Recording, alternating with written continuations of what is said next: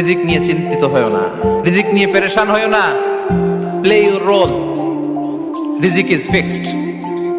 যেটা তুমি পাওয়ার তুমিই পাবা, যেটা তুমি পাওয়ার কথা না চেষ্টা করেও সেটা তোমার কাছে আসবে না। আল্লাহ, আপনি আমার গুনাহ মাফ করেন, ছোট গুনাহ, বড় গুনাহ, প্রকাশ্য গুনাহ, গোপন গুনাহ, ইচ্ছায় করেছে যে গুনাহ, অনিচ্ছায় করেছে যে গুনাহ, আল্লাহ সব গুনাহ আপনি মাফ করে দেন।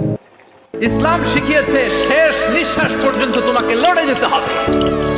এই পৃথিবীতে কেউ কাউকে জায়গা করে দেয় না, জায়গা করে নিতে হবে।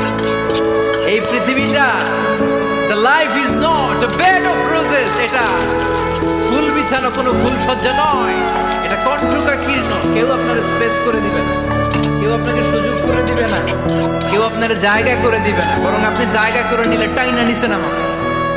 কথা বলেন। এজন্য কখনো অলসতাকে স্থান দেয়া যাবে। আল্লাহ পাক বলছেন সারা দুনিয়ার সমান গুনাহও যদি সে করে ফেলে, আসমানের সমানও গুনাহ করে ফেলে, খালি তওবা করে ফিরে আল্লাহকে বলবে আস্তাগফিরুল্লাহাল্লাযী লা ইলাহা ইল্লা হুয়াল হাইয়ুল কাইয়্যুম ওয়া আতুবু ইলাইহি। আল্লাহ পাক বলছেন খালেস তওবা করলে গুনাহ তো মাফ করে দিবই, আগের গুনাহগুলোকে নেকি দিয়ে পরিবর্তন করবে। এটা ভালোবাসা না? আল্লাহ পাক সৃষ্টি করেছেন আমাদেরকে ভালোবেসে। তোমরা আল্লাহ পাকের রহমত থেকে নিরাশ হয়ে যেও না।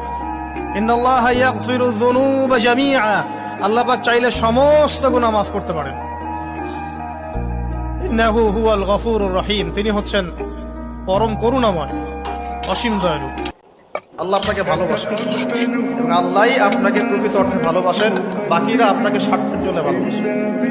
মনে রাখবেন, প্রকৃত অর্থে শুধু আল্লাহই তার বান্দাদেরকে ভালোবাসেন, বাকিরা মানুষের অবস্থানকে ভালোবাসে, মানুষের ব্যক্তি সত্তাকে নয়, আপনার আত্মাকে নয়, আপনার অবস্থা।